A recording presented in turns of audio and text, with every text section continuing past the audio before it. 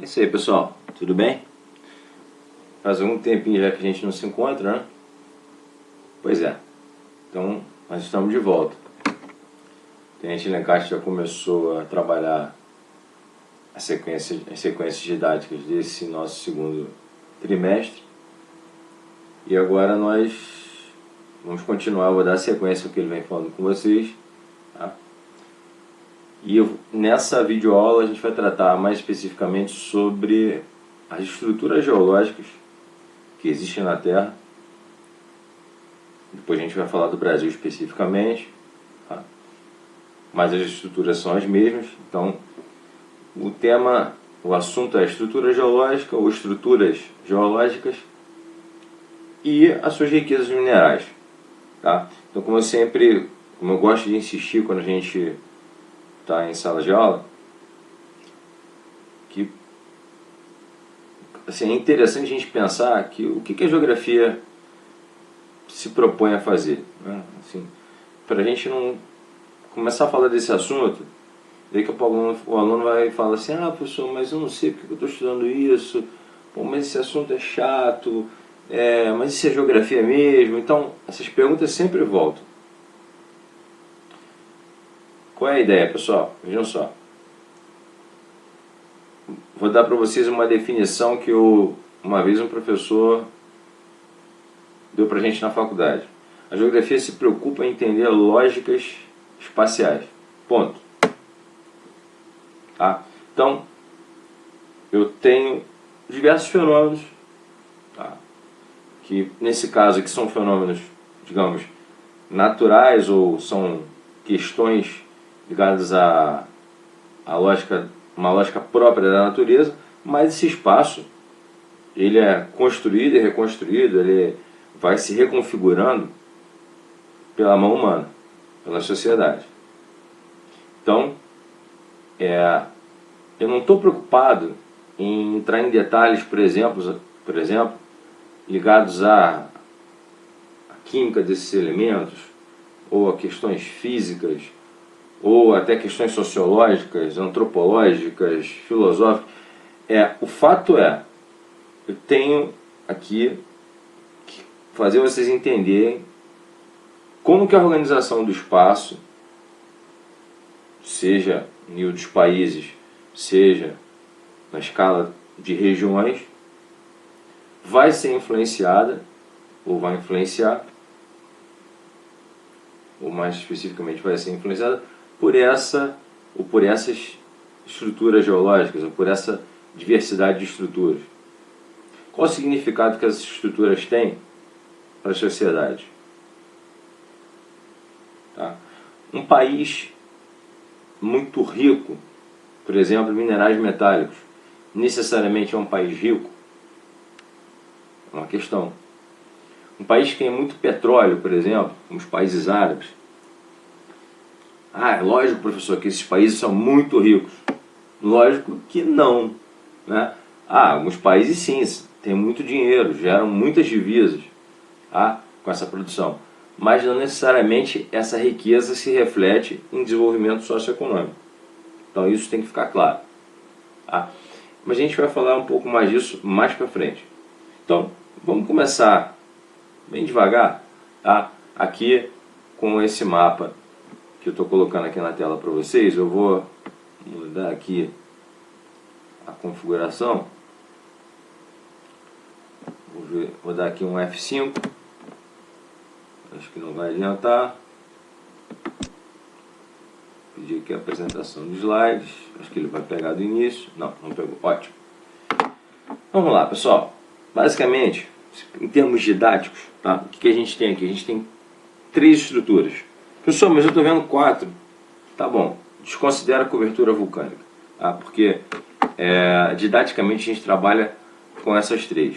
Escudos, bacias sedimentares e dobramentos modernos. Tá? Outra hora a gente fala dessa questão de cobertura vulcânica.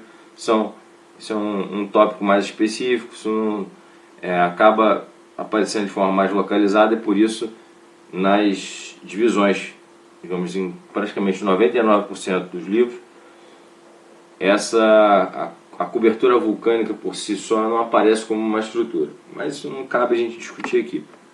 Beleza? Vamos lá. O que eu quero que vocês observem? Olhando para esse mapa, tá? Vou começar aqui pelos dobramentos recentes. Se vocês pegarem as aulas anteriores, que o Alan Castro trabalhou com vocês, por exemplo, as placas tectônicas, talvez alguns de vocês lembrem que essas áreas, que eu estou apontando aqui no mapa, as áreas em azul, não sei se para vocês os dobramentos estão aparecendo em azul, um lilás, um roxo, enfim. Essas áreas de dobramentos recentes coincidem, pessoal, com áreas de convergência de placas. Então esse é um ponto importante. Essas estruturas se formam em áreas de encontros de placas, de convergência de placas. Essa é uma primeira ideia que precisa ficar clara. E normalmente são estruturas muito elevadas, de altitude elevada. A gente tem aqui a Cordilheira dos Andes, a gente tem aqui as Montanhas Rochosas, a Cadeia do Atlas na África, tá? Aqui os Alpes na Europa, a Cadeia dos Cárpatos, Cordilheira do Himalaia e por aí vai. Tá? Então esses são os dobramentos recentes. Uma segunda estrutura importante são as bacias sedimentares. Tá? As bacias sedimentares estão aparecendo em cor verde, uma cor próximo do verde, em várias áreas também do mundo, em áreas de uma forma bastante difusa. Tá? No Brasil a gente tem, por exemplo, a bacia do Rio Amazonas. Nessa escala não aparece, mas a gente tem outras bacias. Quando a gente mostrar um mapa do Brasil, vocês vão ver outras áreas de sedimentação ao redor do país também. Tá? Aqui no continente americano, a bacia do Mississippi, que é uma bacia importante.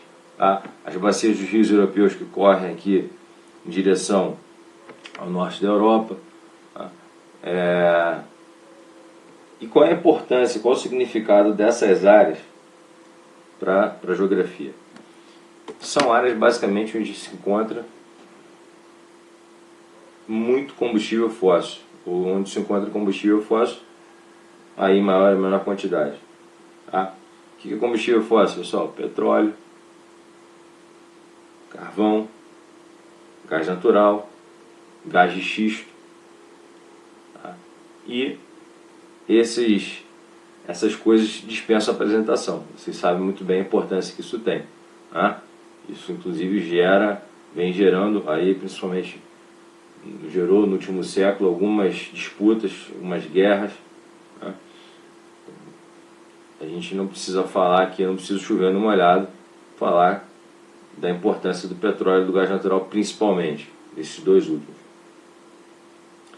Por último, eu tenho aqui a estrutura dos escudos cristalinos. Tá? No livro de vocês, ele usa a denominação cráton, a gente vai usar como sinônimo. Tá?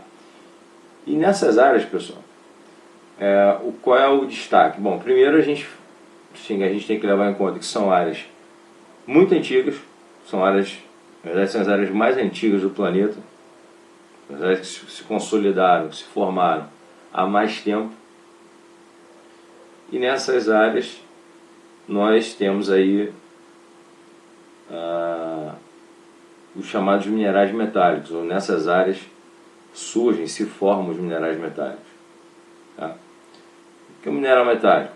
O ouro, a prata, o bronze, o níquel, o ferro, o cobalto, a platina, o nióbio, que até um tempo atrás se falava bastante, agora não se tem falado tanto.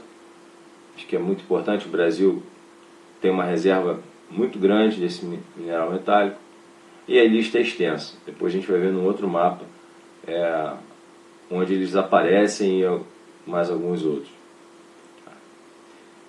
Então, não sei se vocês conseguiram perceber, mas a gente já fez aqui, a gente já puxou essa primeira analogia importante entre o tipo de estrutura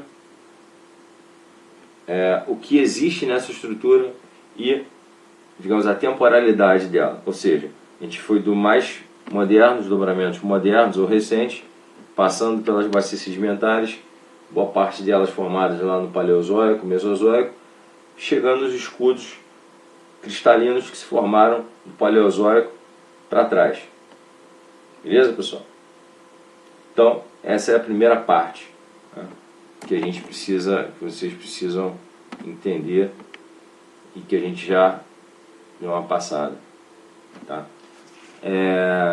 Na sequência, pessoal, a gente vai falar um pouquinho mais sobre, eu vou falar um pouquinho mais aqui sobre o caso do Brasil. A gente vai fazer uma pausa, tá? E a gente já começa com a segunda parte desse vídeo, beleza? Até daqui a pouco. Bom, pessoal, então vamos voltar aqui à nossa discussão. Tá? Então, como eu tinha dito para vocês, nós trabalhamos com três grandes estruturas: tá? Os escudos cristalinos, as bacias sedimentares e os dobramentos modernos. Tá? Esse mapa que está aparecendo agora aqui para vocês, se vocês repararem bem, ele não mostra os dobramentos modernos que eu falei, que eu acabei de falar. Por quê? Porque no Brasil nós não temos dobramentos modernos. Tá? Ele poderia mapear, ele poderia mostrar os dobramentos antigos, mas ele não mostra, por uma questão didática. Tá? Então, para facilitar a nossa compreensão, como é que ele divide o território? Ele divide o território nessas duas grandes estruturas e ele meio que encaixa esses dobramentos antigos no embasamento cristalino, tá? Por serem estruturas muito antigas, estruturas que sofreram grande desgaste erosivo, tá? Muita erosão, e o que a gente tem então de dobramento acaba, de certa forma, se confundindo com essas estruturas de embasamento cristalino. Tá? O fato é que nesse primeiro momento, quando a gente olha para esse mapa, tá? Se vocês perceberem bem, a gente tem aqui uma parte significativa da região amazônica, aqui com o número 1, tá? A bacia amazônica. Nós temos mais 7 bacias que são mapeadas aqui, que depois vocês podem olhar com calma no mapa. Tá? Mas assim, em linhas gerais, pessoal, o que eu quero que vocês percebam?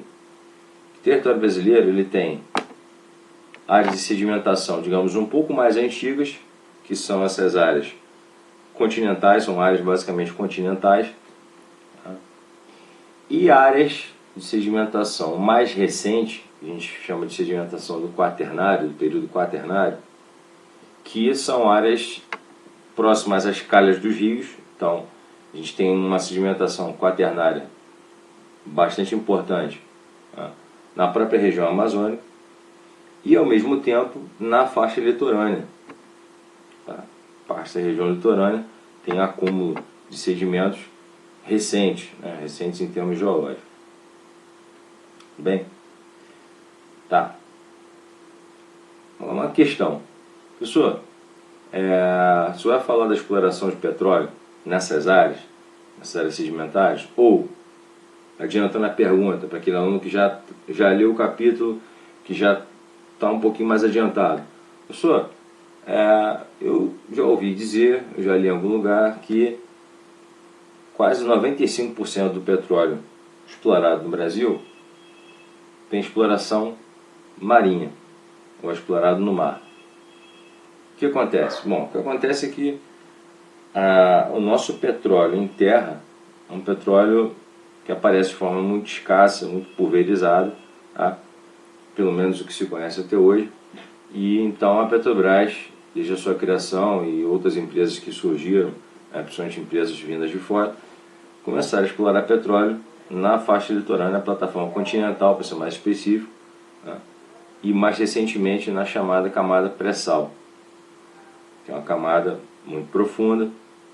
A gente tem um outro slide que eu vou mostrar mais à frente. Então, é importante destacar esse ponto, pessoal. Nossa exploração em terra, uma exploração muito limitada, tá?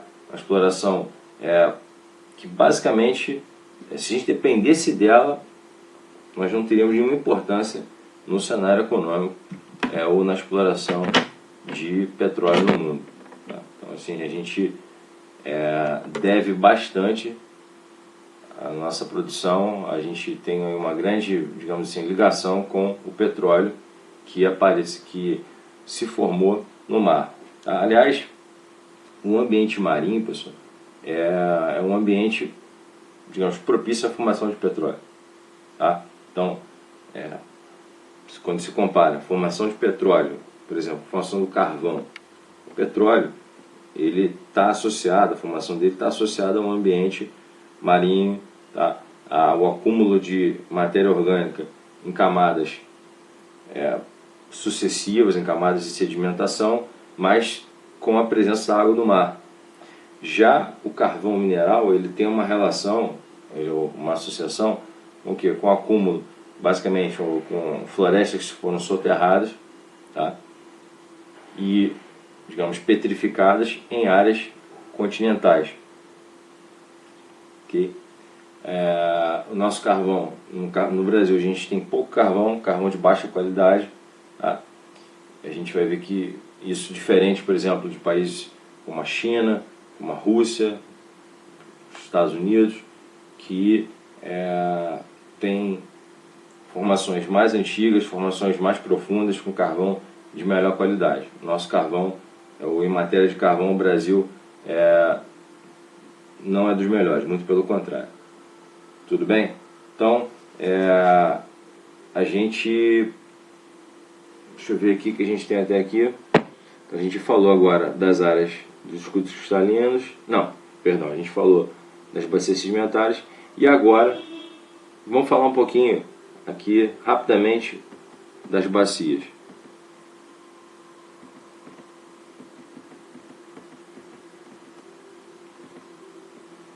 Aliás, melhor dizendo, no caso do pré-sal. Bom, o que é o pré-sal, pessoal? Só para vocês, só para não deixar, só para não passar batido, tá?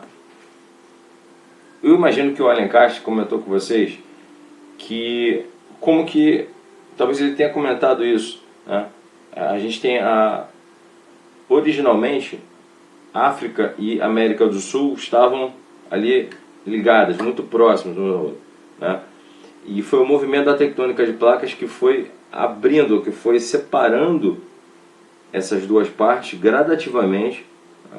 E foi formando um que seriam ali pequenos lagos, tá? Entre América do Sul e continente africano, atuais, tá? Respectivamente. E esse acúmulo, ou esses lagos foram se formando como? A partir de rios que se formaram, que já existiam, ou outros que vieram a se formar depois por soerguimento de algumas áreas. E esses rios passaram a convergir então para essas áreas mais baixas que foram formando esses pequenos lagos. E à medida que esses dois continentes continuaram, ou que as placas continuaram se movimentando, né, em direção, no caso a leste, placa africana, em direção a oeste, placa sul-americana, esses pequenos lagos foram dando origem ao que? A mares, pequenos mares. E por fim surge o que a gente chama de Oceano Atlântico, tá? Ou Atlântico Sul, pelo menos, tá? Enfim, então nesse processo, pessoal, que se forma essa camada chamada pré-sal, tá? Então aqui está a camada pré-sal lá no fundo, abaixo de 5.000 metros de profundidade, tá? Que é uma camada com muitos sedimentos, tá? Sedimentos e restos de matéria orgânica, tá? Muita matéria orgânica, que é coberto por uma camada de sal que se acumula imediatamente acima dessa camada de sedimentos, e acima dessa camada de sal uma camada chamada de pós-sal, que também se caracteriza por ser uma camada de forte acúmulo de sedimentos, e por isso por isso também vai ter uma ocorrência forte de petróleo. Aliás, a exploração da Petrobras começa nessa camada pós-sal, na década de 70, né?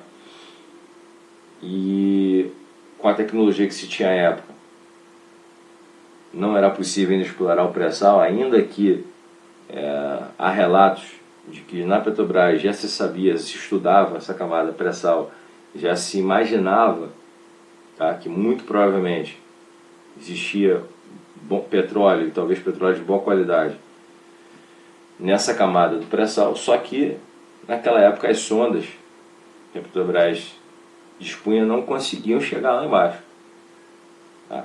Então,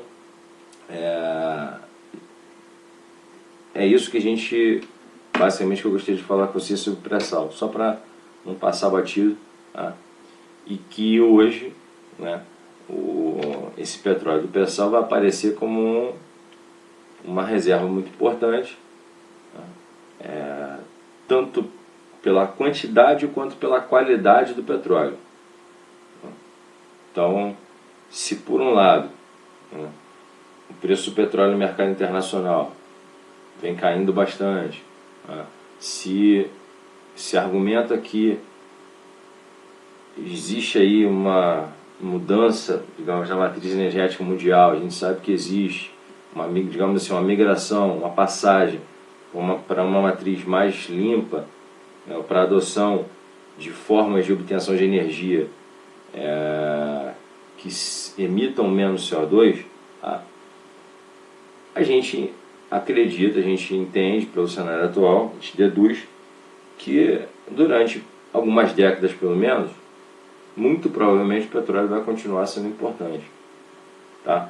Porque essa mudança de uma matriz energética para outra não deve ocorrer de forma tão abrupta, tão radical. Então, essas reservas continuam sendo importantes, tá? O petróleo continua sendo negociado no mercado internacional e com certeza a Petrobras vai continuar fazendo investimentos, e assim como outras empresas do setor privado, né, para obtenção, para extração desse recurso, assim como do gás natural também. Tá? Então, pessoal, a gente vai fazer aqui um segundo break, um segundo intervalo, tá? Para, na sequência, continuar esse assunto, beleza? Até daqui a pouco. Estamos de volta, pessoal. Então, para a terceira e última parte na qual nós vamos falar um pouquinho sobre os minerais metálicos, né, no território brasileiro. Tá? Então, eu peguei esse mapa que aparece aqui no livro do Demetrio Magnoli, Projeto de Geografia do Brasil. Tá? É um mapa que mostra muito bem a distribuição dos minerais metálicos no Brasil. Tá? Ele faz uma divisão aqui entre a era proterozoica e a era arqueozoica, né, a partir das cores. A gente não vai entrar nesse detalhe, não vem ao caso. Tá? O que eu quero mostrar para vocês é chamar a atenção para a localização dessas reservas. Tá? Percebam que existe uma concentração importante aqui na região de Minas Gerais, que é a região que a gente chama de quadrilátero ferrífero, o famoso quadrilátero ferrífero, cidades onde nós temos aqui algumas cidades importantes, como o caso de Mariana, em que houve aquela tragédia há um tempo atrás, né, ligada à exploração da Vale, da Samarco. E nós temos também aqui, nesse mapa, uma outra área importante, uma área aqui no sul da Amazônia, basicamente sul e leste da Amazônia, onde nós temos uma outra área, um projeto grandioso, um projeto que vem da época dos governos militares, chamado Projeto Carajás. Há outros, pessoal. Sim, há outros. Há várias outras áreas de exploração que mais ou menos acompanham, tá, as ocorrências que aparecem nesses mapas. Por exemplo, a Serra do Navio, o Amapá. E é de tudo um pouco nessas áreas de minerais metálicos ou nessas áreas antigas, nessas áreas que nós chamamos de crátons ou escudos cristalinos. Tá? E a questão que eu levantei no início dessa gravação, ela volta agora. Tá? Que questão é essa? A questão é a seguinte: a abundância, pessoal, de recursos minerais significa necessariamente desenvolvimento econômico? Essa é a pergunta. Vejam só, a gente vai encontrar inúmeras situações. Então pensem, por exemplo, vamos pensar aqui no caso de vários países africanos. Alguns países que têm muitos minerais metálicos, tá? Que tem muitas jazidas importantes, não só minerais metálicos, mas também petróleo. Tá? Os países são importantes produtores de petróleo. O fato é que boa parte da riqueza produzida nesses países não fica nesse país. E a parte que fica, muitas das vezes, acaba não retornando para boa parte da população. Onde que eu quero chegar? Eu quero chegar no seguinte ponto: o território por si só, ou a estrutura geológica, ou as estruturas geológicas que esse território abarca, não necessariamente significam uma dádiva, né? Ou significam que necessariamente, melhor dizendo, que esse país vai se tornar um país rico. Não. Tá? Aí há uma longa discussão em torno disso. Tá? Há quem defenda, por exemplo, que o problema começa na exploração das potências europeias sobre esses países, e não só lá, mas como aqui também. Né? Então a gente tem o caso aqui dos países andinos, de exploração de prata, né? E em outras partes do mundo, onde houve colônia, na maior parte das vezes houve exploração mineral, principalmente a partir aí a gente pega século XVI, XVII, século XIX ainda mais, tá? Entrando pelo século XX. Século XIX, a segunda revolução industrial vai contribuir para essa exploração ficar ainda mais sofisticada. A corrida pelo petróleo vai se acelerar.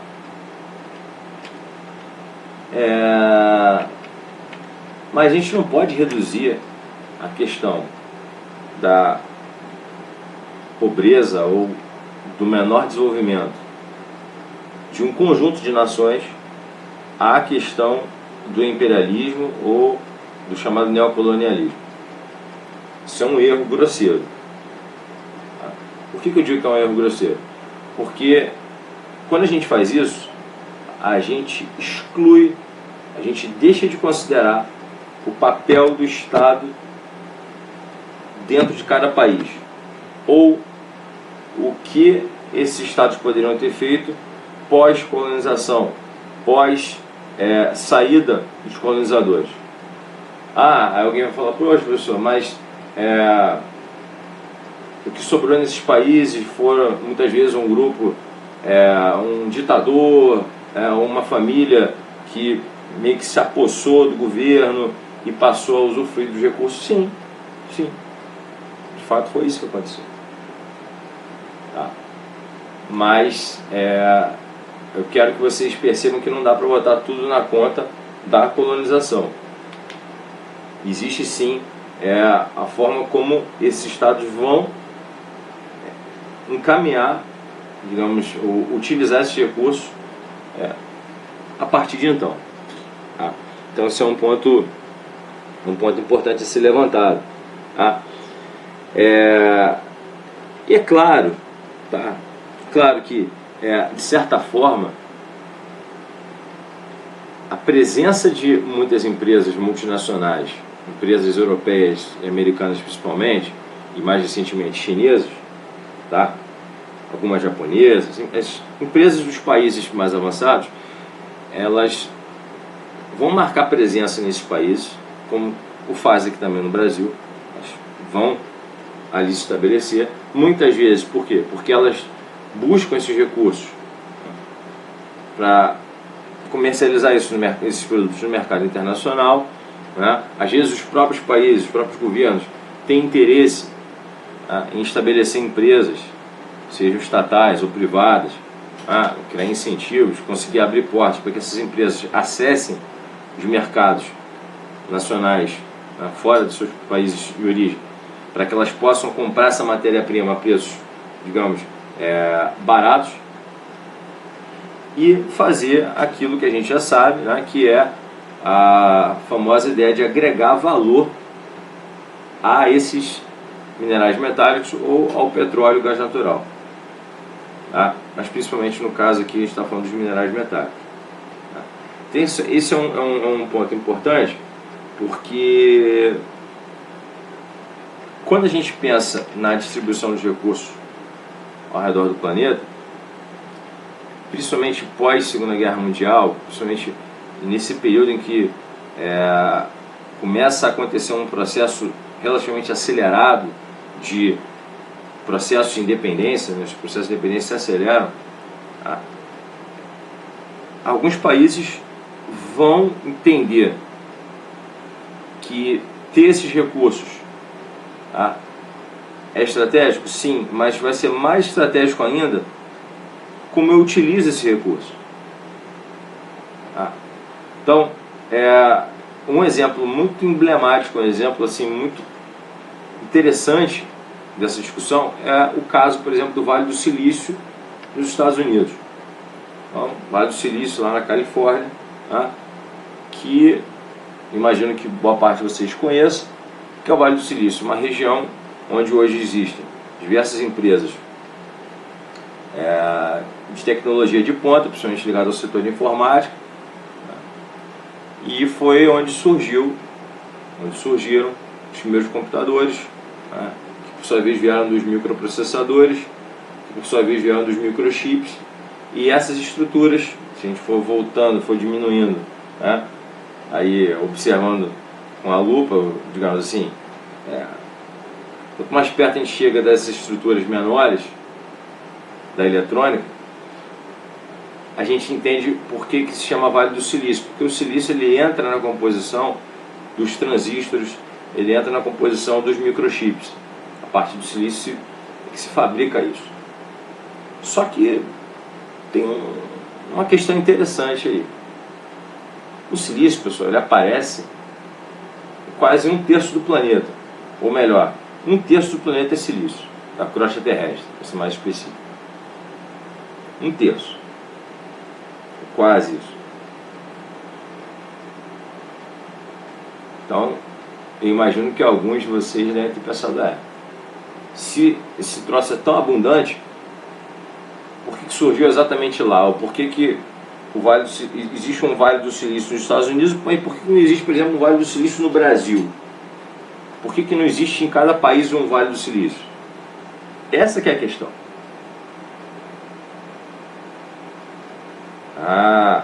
Então, a gente mais uma vez volta à questão de como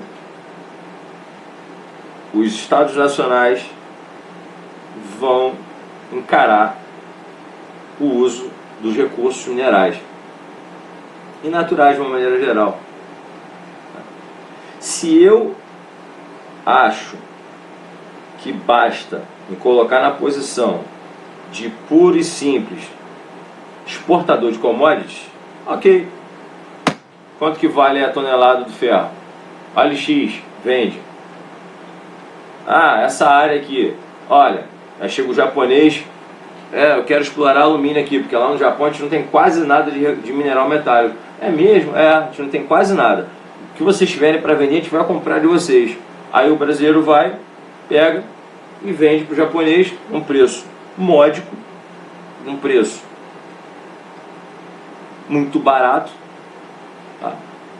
E lá no Japão, o que o nosso ferro, o que nossos minerais metálicos viram? Eles viram carros, eles viram robôs, eles viram produtos de altíssimo valor agregado. Computadores, máquinas, né? A gente sabe bem, a gente conhece bem a indústria japonesa. Videogames. Ah, professor, mas isso aí não tem como fugir. O Brasil é um país atrasado, porque o Brasil é um país que foi colonizado e a gente não tem alternativa. Discordo. Eu discordo. Claro, há quem pense diferente. Mas o ponto para mim é: se você tem isso tudo aqui, está nesse mapa de minerais metálicos, você já sabe, já conhece, já existem experiências em outros países de como pegar isso, transformar esses minerais em produtos de alto valor agregado, e você simplesmente ignora, ou se não ignora, não investe maciçamente em ciência e tecnologia para transformar isso em produtos sofisticados, é uma escolha que a gente faz: exportar commodities. Então, é uma questão que passa, tá? E muito por uma, digamos assim, pela concepção que se tem de Estado. A gente vai ver que a gente tem aí altos e baixos, a gente tem momentos de maior investimento em exploração, foram criadas empresas importantes no Brasil para explorar esses recursos, tá? O legado dessas empresas é inegável, tá? Estou falando aqui da Petrobras, estou falando da Companhia Vale do Rio Doce, hoje Vale, tá? De tantas outras empresas que foram e são importantes para o país. Só que a grande questão é que a concepção de ser país produtor e exportador de commodities não foi completamente superada. Então, esse que é o ponto. Uma coisa é você explorar sim,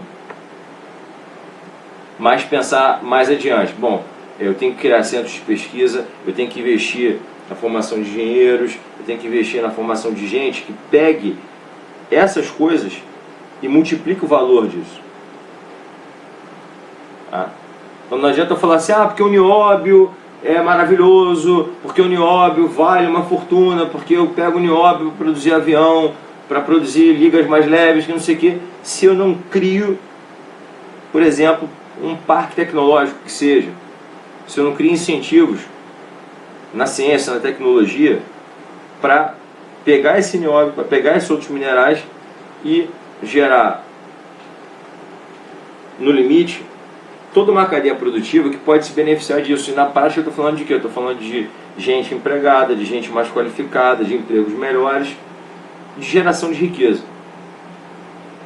É esse o ponto. Tá? E isso modifica o panorama de um país, obviamente. Tá? Porque se eu tenho nessas áreas, se eu tenho uma concepção, tá? Você pensa assim: eu vou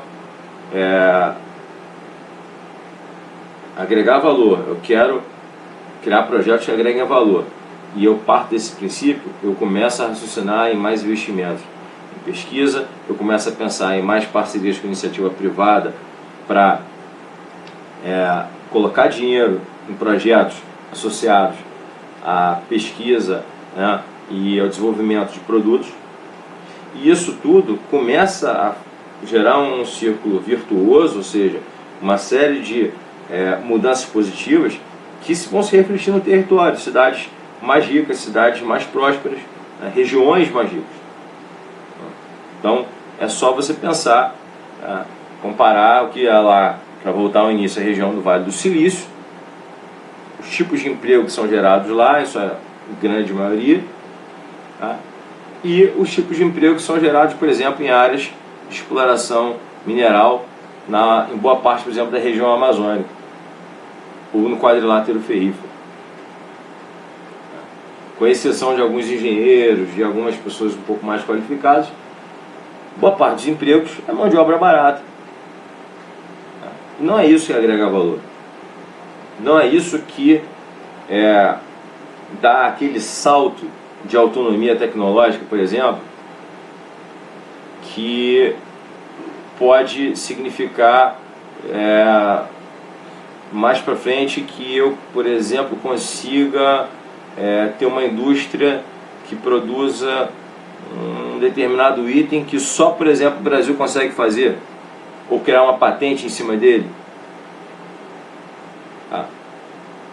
Então, essa é uma discussão importante. Outra discussão importante, pessoal, está ligada à questão ambiental. Tá? Qual é a grande questão? Tá? É que quer a gente goste ou não, que a gente concorde ou não, a atividade mineradora, a exploração de minérios, ela é sim predatória. O camarada chega ali, se for uma área de floresta, por exemplo, ele vai ter que tirar a floresta, normalmente o é. Tá? Ele vai utilizar um maquinário que vai provocar um dano ambiental. Tá?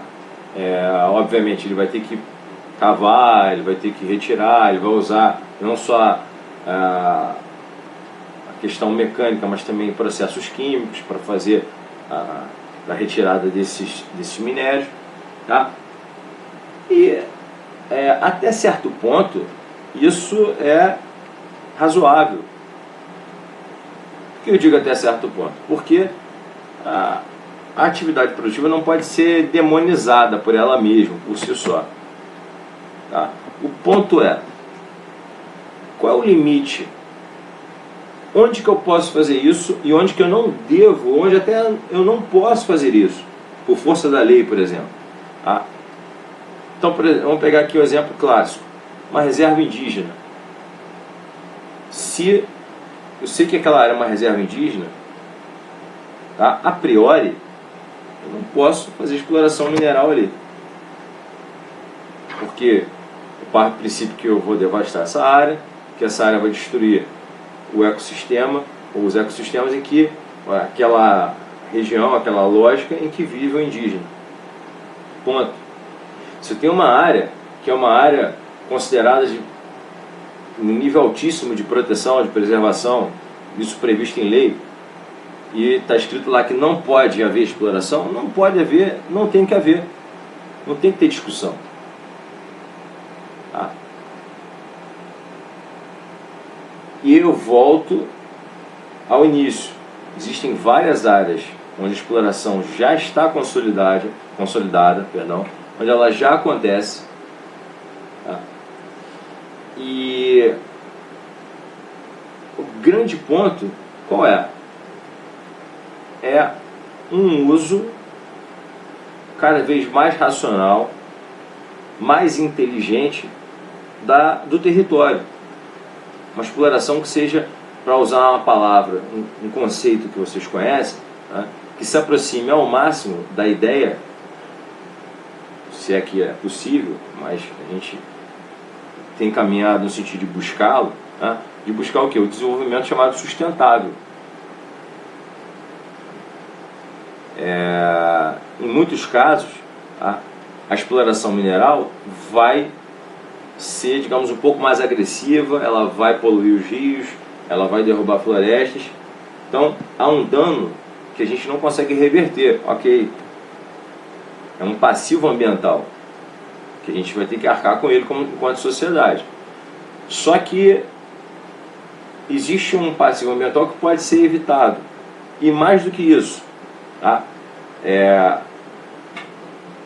O que a gente faz enquanto país, pensando de forma macro, para, digamos, ampliar, como eu disse anteriormente, o valor agregado, né, da produção desses minerais, o que a gente está agregando de valor efetivamente, tá?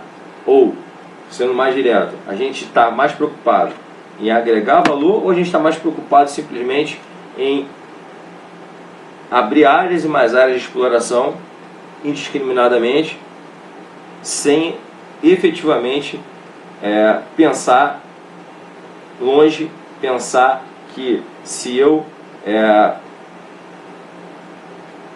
consigo conceber, né, como aconteceu no Vale do Silício, eu consigo conceber áreas de exploração que existe toda uma estrutura de pesquisa, de ensino e o lado empresarial, isso tudo se conjugando, unindo forças, né, criando uma sinergia no sentido de gerar mais empregos com maior qualificação, tá? E consequentemente gerar produtos de maior valor agregado. Se eu penso dessa forma, eu consigo, de certa forma, até minimizar essa exploração predatória. Na verdade, eu crio uma outra mentalidade. Eu começo a estimular na prática o que realmente vale a pena ser estimulado. Esse que é o ponto. Então, essa discussão ambiental, para mim, ela basicamente passa por essa questão. Tá? Existe sim uma destruição, existe um passivo ambiental. Não é possível a gente achar, né, que tem como explorar sem que haja qualquer tipo de passivo, mas a gente hoje consegue caminhar numa direção, digamos, um pouquinho mais inteligente. A gente consegue, sim, é possível sim produzir, explorar e produzir, pensando mais em agregar valor do que em ganhar na quantidade, em ser país exportador de commodities. Ok, pessoal? Então, era basicamente isso que eu queria falar com vocês. Espero que esse assunto tenha ficado bem entendido. E as dúvidas vocês podem encaminhar para a gente via AVA. Ok? Um grande abraço, pessoal. Até a próxima.